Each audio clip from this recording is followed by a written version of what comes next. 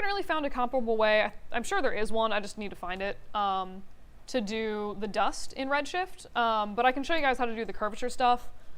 Pretty much uses more or less, it's the same basic process, they just use slightly different nodes for it. Because again, render engines can't just make things easy and, you know, name everything the same. So I'm going to throw up my Arnold render view, or Redshift render view, what am I saying? And right now my object has no texture on it, so that's why it's showing up like that, but, so again, I just have the, a few different materials that are just like pre-made, ready to go, random stuff. Again, I'm just going to go over pretty much the same stuff I just went over. So, to clear this out, so if I say Arnold at this point, I mean Redshift. I'll try to actually say what I mean, but anyway. So in Redshift, instead of a mix node, you're looking for a RS material blender. So I'm just going to tab and just do Redshift material blender. And this functions pretty much the same way as the Redshift blender, but you will notice that, like, the first thing, which I am very much partial to, is it has spaces where you can put like 7 different textures in it. So you have a base texture, layer 1 textures, layer 2, etc. So you can plug in like 7 different materials into this one thing and blend them all together without needing a giant tree of awful stuff plugged into each other. Which makes sense to me personally, like I like this way of doing things. So that's really nice. So first thing I'm going to do, I'm just going to throw in, I'm going to say, cool, my base color is gold, because that, again, I'm kind of shooting for like a car paint thing. So base color is gold, and then I'm going to throw in car paint for layer 1. And I'm actually going to assign this material to my object. So you'll notice, like, by default, it pretty much is just going to show up only this base color. If I start filling with the blend slider for each color, it's going to go in and actually, you know, start adding that on to my other material. So the same way I did stuff in Arnold, I can pretty much just, you know, map in a little thing into that blender, and it's going to swap out my colors. So in this case, if I wanted, again, I'm shooting for scratches on the edges and scratches on the textures. So I'll start with the scratches on the edges. So I'm just going to hit tab and type in curvature again. And this time I want the Redshift curvature, not the AI curvature. Again, if I use AI stuff with Redshift, it's not going to show up. So I'm going to grab that, and I'm going to put the out color of this into, you'll notice, so it grayed out blend color 1. So I got to go in, I have to throw the out color of the curvature into either the RG or B of the blend color. And you'll notice that once I've done that, it's gone through and pretty much done the same thing that we just did in Arnold. Again, I messed up my colors, but I'm just going to leave it the way it is, and I'm going to fix it later with a ramp shader. So if you look in the RS curvature node, if you go under remap, there's a bunch of different options you can choose for like the contrast, a bunch of different stuff you can just sort of fiddle with to get the overall look that you're going for. In this case, I'm just going to kind of go for something maybe a little aggressive like this. And I'm going to throw in, so basically what I want to do, because to my brain it makes sense to have, like, if the base color of this is like actually gold, I want to for some reason keep it gold in my material blender, like the order of things. So I'm just going to really quickly throw in a ramp shader. And again, this is a ramp texture. It's just, you know, pretty much the same thing I did to make that Damascus steel effect. And I'm just going to swap the black and the white back and forth. If you guys have ever played with the levels in Photoshop, it's pretty much that, like, if you take that little slider at the bottom of levels, it does the same thing where it'll invert your colors. That's all I'm doing here. So in this case, I am going to, I meant to put that in the actual ramp shader, not 2D texture node. All right, so I'll take the out color of this and throw it into the V chord of my ramp, and take the out color of my ramp and throw it into blend color 1. So you'll notice the out color of the ramp actually has, you know, the RGB value, so I'm able to plug that directly into the blend color. And this is pretty much what I get. And so the only reason, so this is, again, plugging this into the U and the V chord is like actually, if I put this into the U chord, you can see it's not going to do anything. The only reason I put it into V, it doesn't really matter which one you do, but you'll notice here under my ramp, it defaults to a V ramp. So if I want to, so putting it into the V chord, V coordinates is what that stands for, but putting it into the V chord is going to match it with this V ramp. So if I put it into U chord, I just have to set this to U ramp, and then it's going to show back up. I just throw it into V chord because it saves me like 3 mouse clicks, which is a lot if you are doing this all day.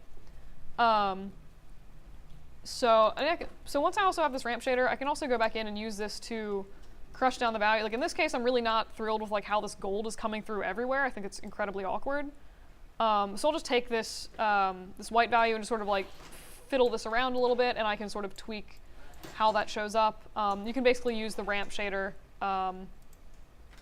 I like it more than the remap node by a lot because this makes sense to my head. But like you can use this to really go in and like do crazy stuff with the values of things. So this is pretty much what we have for the curvature node. Any questions so far? All right. In case anyone was wondering, so we have the edge scratches. I'm like fairly happy, I guess, with the way that looks. You might notice, so if you look at this bluish, tealish car paint texture, this is super shiny. And this is my actual car paint material. It's still kind of shiny, but like not quite as shiny. If you look down here, like the reflections are kind of different colors when I add my my blender on. And the only reason for that, usually it's actually more obnoxious than this, but the only reason that that's happening is, or like if you ever get it where it is like a completely different looking texture, when I, so this will actually do it. That's, how about you map everything out? Get away. All right. So originally this is what I had, and you'll notice this is like very tealy compared to my car paint, which is like darker and less shiny. So if you are ever getting a effect like that, if you look at your blend color and you're like, why is this bright red? When I mapped the curvature node directly into the material blender, I just took the out color and put it directly in R, but it's also looking for G and B values. So you'll notice that as I start adding those in, so if I just take my out color and just go back in and systematically apply it to the G and B values, it's actually changing the color of that blue. I'm not gonna lie, I do kind of like this effect. It's cool looking, but you just have to take that out color and map it to all of the values, and then you get something that actually looks like the original texture you made. Does this make sense? Cool. In this case, I want my ramp shader back, so we have that again. All right. So this time, if I want to, so I like my edges. If I do want that little bit of noise in there, like we had last time, I think it's easier to do in Redshift, which is nice. So I'm actually just gonna find my curvature node, and I have all these random noise textures I've made. I think noise 1 is the one I'm looking for. Either way, but I'm just gonna grab the out color of noise 1 and pipe it directly into my curvature node under contrast value. Okay, I'm gonna grab out color R and pop it into contrast value. And when I do that, you can see it's pretty much automatically just gone through and noisied up all of my gold stuff. Which again, way easier to just put it into the node directly, and then you don't need to add like 6 other stuff connecting to other things. So if you ever need to put a map over your curvature node, mapping directly into contrast value is pretty much the same thing as like doing a multiply effect on if you're in Arnold. So now that we have our base curvature scratches, I guess any questions on this? All right. Now that we have our base sort of scratches on the edge, if I wanted to go in and add some more like those texture scratches again, what I can do instead of having to make another whole nother texture, I can just throw in another layer of, in this case, it's going to be gold because I want the scratches to look gold. So I'm just going to grab my gold material and throw it onto layer 2. And you'll notice, like, if I play with the blender now, it's just going to turn my whole thing gold. And that's just where I'm just going to find that horrific little scratch texture I have and just drag that straight on blend color. And you'll notice that now I have scratches all over everything. So again, I don't know. I think this is like kind of more straightforward than Arnold for doing things. If you're a fan of sort of linear workflows, this is probably going to be, you might actually like Redshift better. It also renders faster. But anywho. So again, that's pretty much how to get scratches and stuff. You can also, so the same way that in Arnold, you can swap the mode to convex versus concave. You can do that in Redshift as well. So you see now that's adding the sort of grime on the inside. I'm going to leave this as concave or convex. But if you want to, again, you can add grime with this node. I'll show you how to do it with the ambient occlusion node. It's pretty much the more or less same thing. So I'm typing ambient occlusion and going to Redshift ambient occlusion. And I want this to be occluding like a rust color. So I'm going to grab my rust material and throw it casually into layer 3. And then my dust, my out color is going to go into blend. So blend color 1 and blend color 2, usually it won't show the other ones unless you like expand this as fully as you can. And you can see now it'll give you the other blend colors, or you can just click on it and just drag it into whatever you want. It really doesn't matter. Just make sure that you're actually hooking stuff up to the correct nodes. Sometimes I actually go in and like override my textures, or like my maps for other things. So now we have kind of, again, that like weird backwards rust effect where all the rust is popping up on the top, which isn't what I want. It does look a little bit like dust, actually. You can kind of, depending on your object, you might be able to like fudge this for dust. It's not like the proper way to do it though. But anyway, so again, I need to swap this around. So I'm just going to go in and make another ramp texture, and out color. Oh y'all, right there. Ah, dang it! I keep clicking the 2D texture in it every time. I do find it helpful to like hide these extra nodes if you're not using them, because it does get really cluttered looking at stuff. But anywho, so again, I'm going to grab out color R, throw it into my V chord, and out color into blend 3, I think I'm on. So same way again, what I did before, where the rust is showing up in the wrong spot, I'm just going to swap the black and the white. Black and white. And now my rust is crusted onto the bottom of my object instead of the top. And if I wanted to, again, I could just play with these values to find a sort of gross, crusty effect that I found satisfying. And again, something about, I think the ramp shaders are like way more easy to deal with, I guess. But you can do really weird stuff if you want. You can like really, really get in there and like remap colors all day long. He's locked out.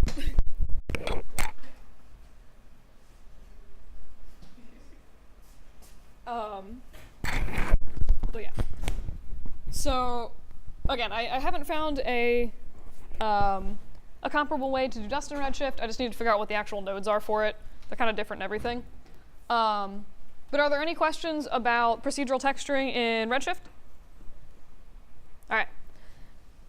Any questions on anything we've gone over so far?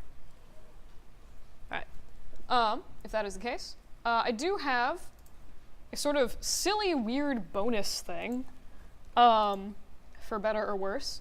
But I actually I did like a tiny bit of research on toon shading the other day because someone was asking about it. So I'm just going to go over it. It'll be like super quick. But I'm just going to go over toon shading. So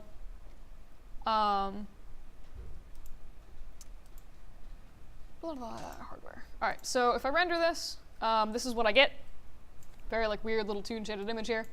And I was actually, the reason I found this is because I was actually playing around in the content browser paint effects, which it seems like it was also getting pretty outvoted for next week, so probably end up going there for that more specifically. But if you go to Windows, General Editors, Content Browser, you can see that they actually have a lot of like presets for different like toon shaders and stuff like that, and like weird effects for your renders.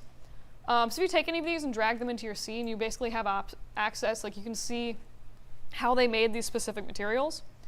And I kind of found out about toon shading. So basically all toon shading is, so I'm gonna delete this outline. Excuse me.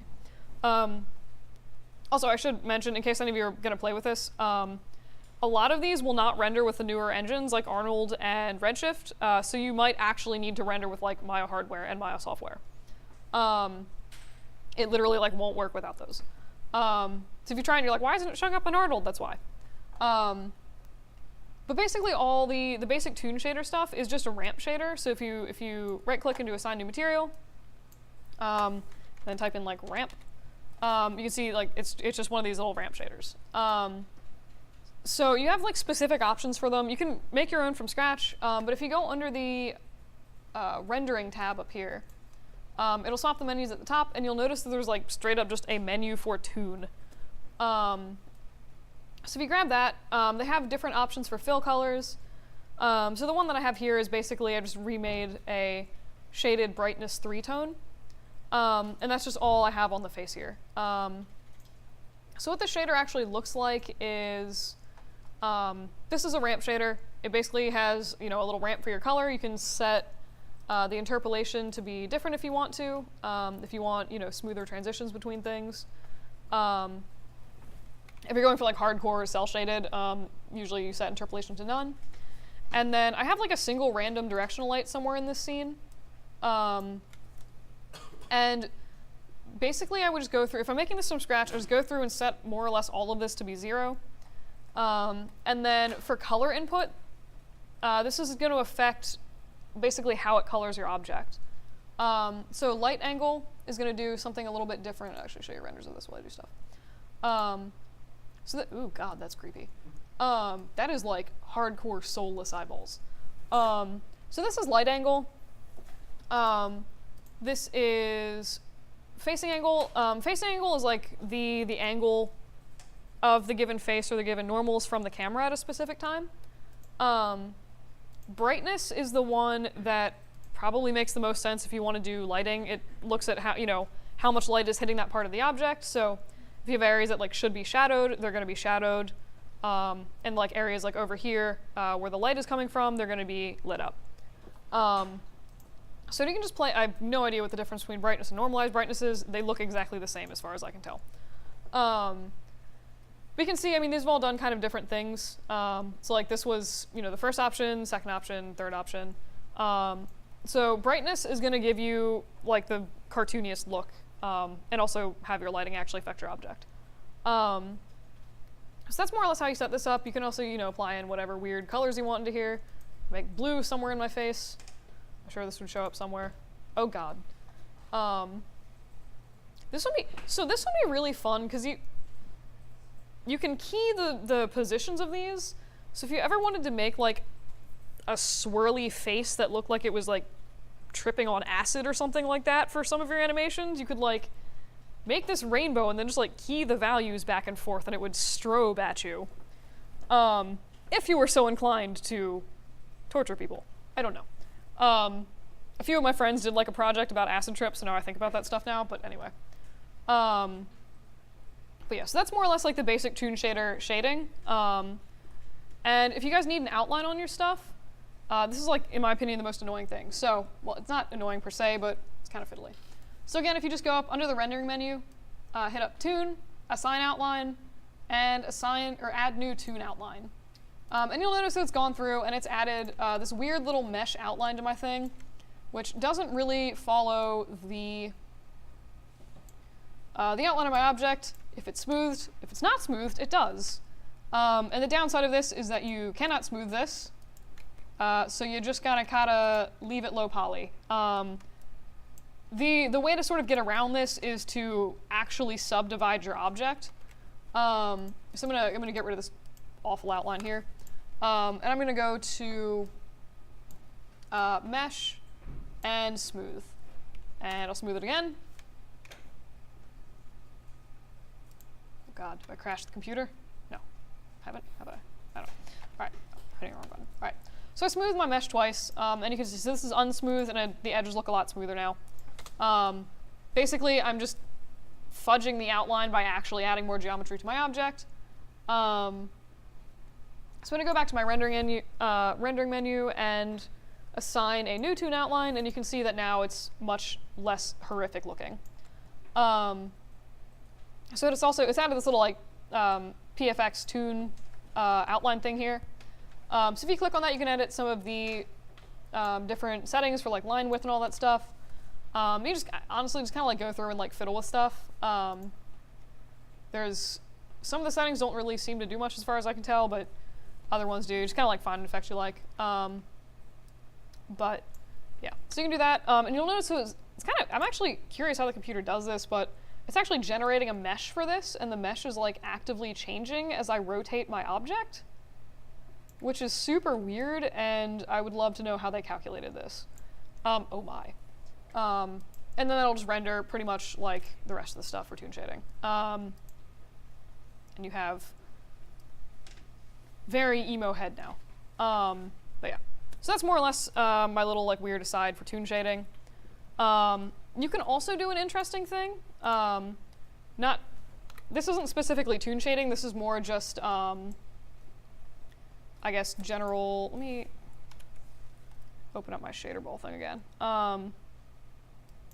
So you can actually make pixel art more or less in Maya, which I found out the other day, and I was like, well, that's kind of weird and interesting. So here's my shader ball, if it renders. But basically, so in the global render settings, if you set camera AA to be super low, it's going to make your renders look trashy if you're going for nice renders, but it'll make it render way faster, and like this is it. This is as much as it's rendered. So this is set to -3. If I set this to like -10, okay, that's a bad decision. If I set that to like -5, it's just gonna render you this. And you can see like as I rotate my object, it's gonna, you know, change that. So depending on what you need, it might be an interesting way to like experiment with generating like pixel art characters or something. I don't know. I just thought it was kind of cool that you could do this. So yeah, it's pretty much that. But yeah. All right. So any questions on the toon shading and other stuff? It was kind of like just a weird random aside. Cool. All right. So in that case, go over your assignments real quick.